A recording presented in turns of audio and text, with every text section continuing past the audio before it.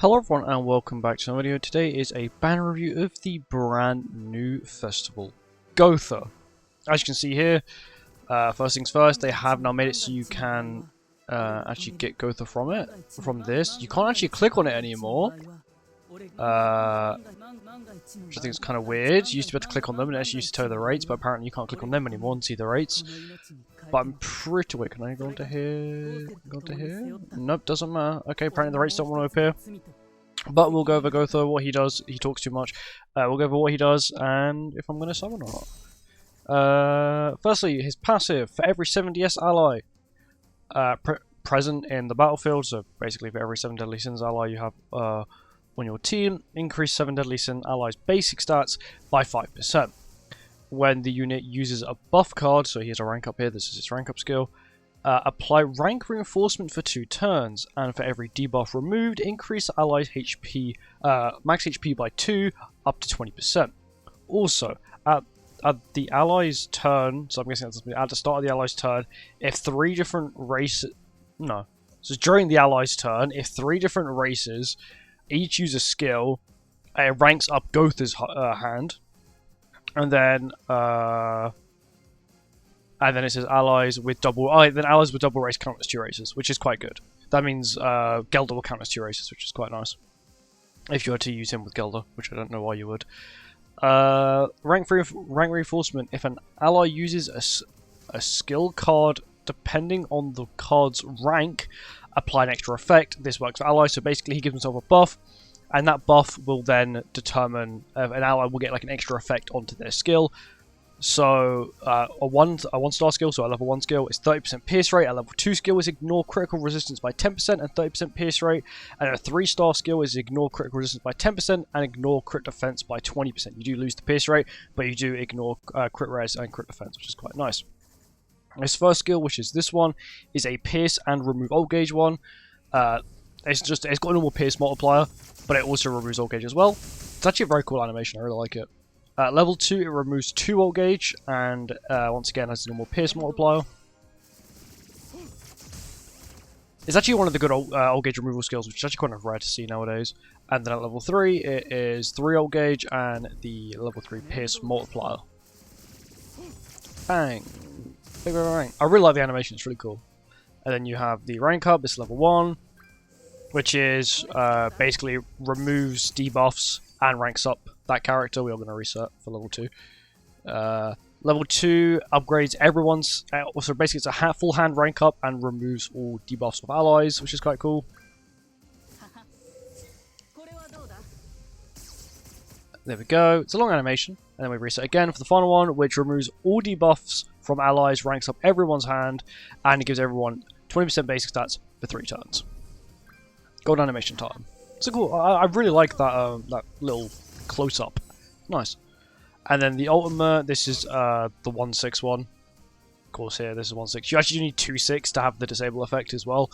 Apply protection of peace to all allies for 3 turns, and it inflicts crush damage by 650% of attack to all enemies, and seals enemies' skill card effect. Basically, disables card effects and ultimates for 2 turns.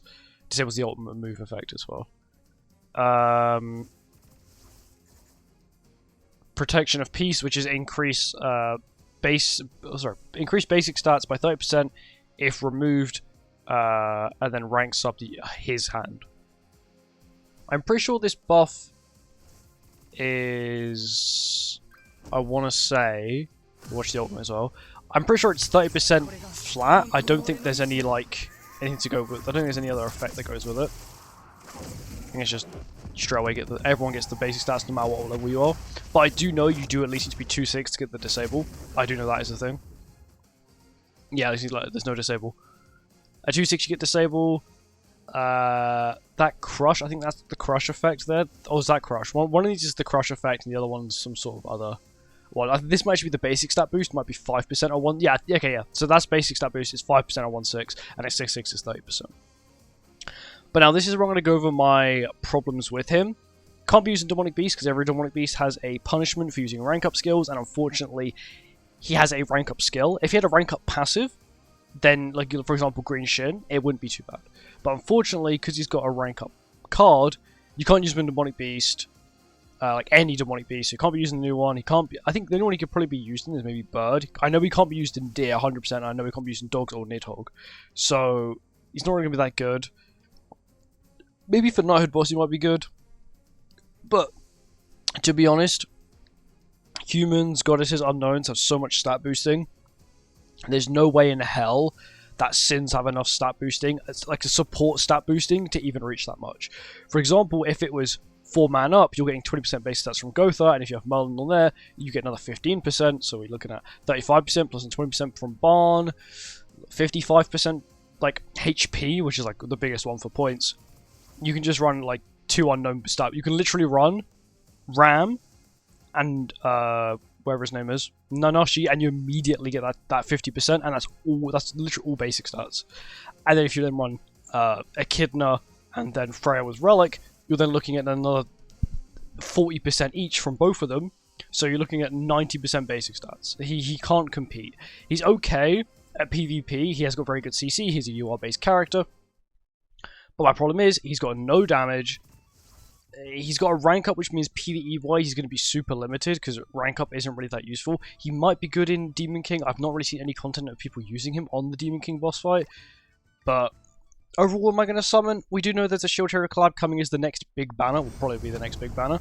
So what I'm probably going to do is just end up just waiting and then seeing like what's coming next. Like, if the Shield Hero collab is really good, I might not summon on GOWTHER.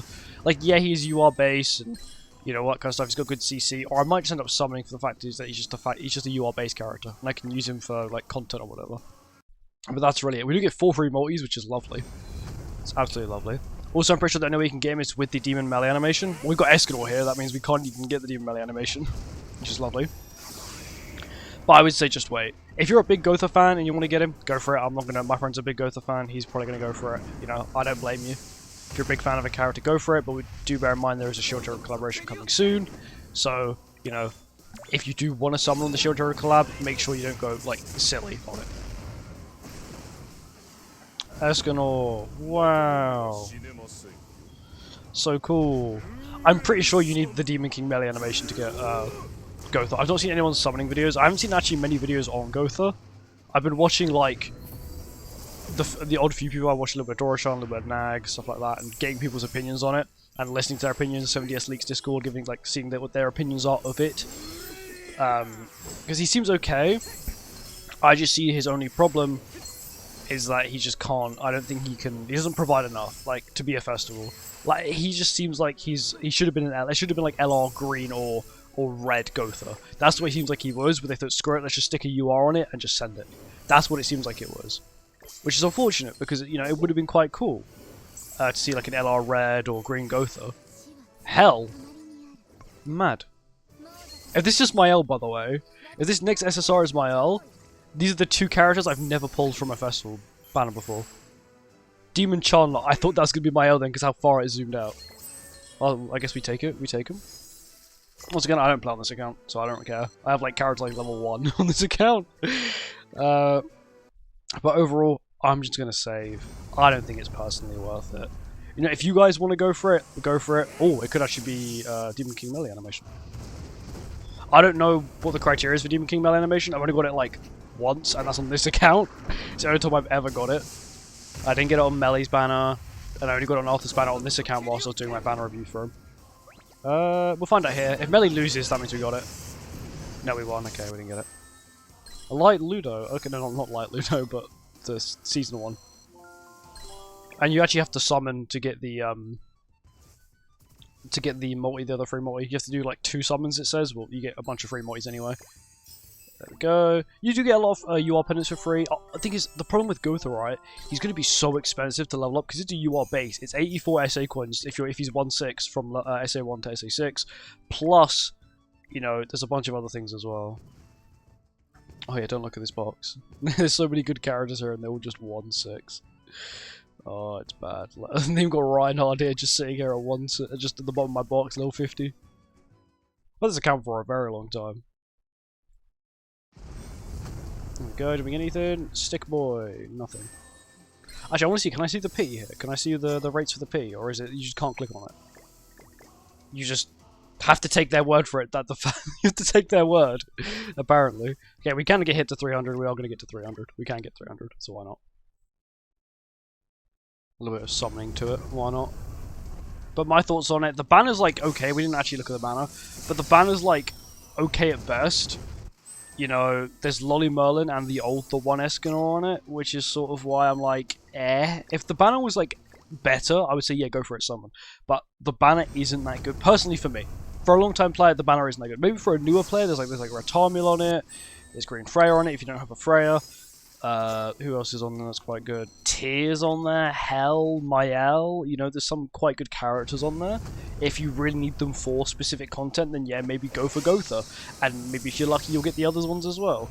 But it's just, bear in mind, there is a collaboration coming soon. You've got JP Anniversary after that as well, which is at the end of May. You got the collaboration, which should be for Global, I'm pretty sure, the end of April.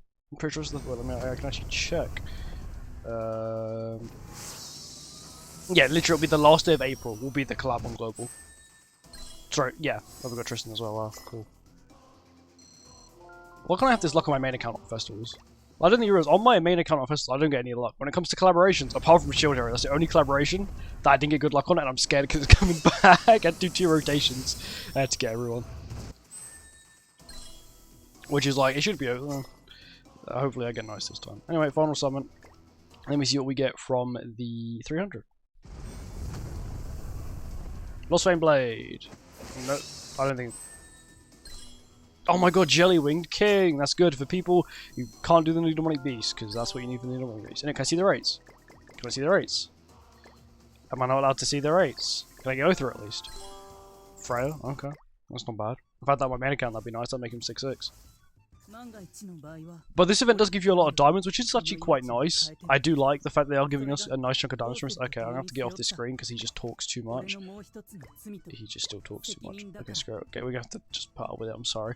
But this is what the banner looks like. These characters here are very good. Like, Queen Diane's quite good, for especially for newer players. You don't have a 6/6. Her always 6/6 is quite good. She's got good CC. You know, she can be used in PvE quite often. You've got Mael, once again. Could technically come back to Mare if Goddesses come back. He did get a relic recently, which is quite good. He's also used for Demonic Beast as well. Nidhogg to be exact. And then you have Hel, which is like PvP. She's quite good. Everywhere else, it's just a tiny bit stinky. GOWTHER, I think he's going to be like a Hel sort of. But Hel, in my opinion, is a very cool character. She's a good DPS. She's a good support. She's got like a cool passive system. GOWTHER just looks like they just stuck a bunch of characters together and thought, screw it, that will do. These two mid, pretty sure you can get both of these for free at some point. Margaret, quite good if you don't have the LR variant. I just realized they put the 3 LRs together. Yeah, 3 LRs, if you don't have them, maybe it's, you know, quite nice if you can pick up a copy. Green GOWTHER's quite nice. She's bad. Not bad, I'm pretty sure she's free. She's been free before. These two are quite nice to have dupes for. He's nice to have dupes for. Meh. These two are nice to have dupes for if you want to use them for back for demon support. Good for the new Demonic Beast. Mid. Quite good for back goddess support. Good for a Link who also give him 6/6 because he has the crit defense boost, which is 60% for unknown characters. Quite nice. Good if you don't have the red one for Nidhogg, once again, if you have the relic. And then good for goddesses as well. Apart from that, the banner's quite mid in my opinion.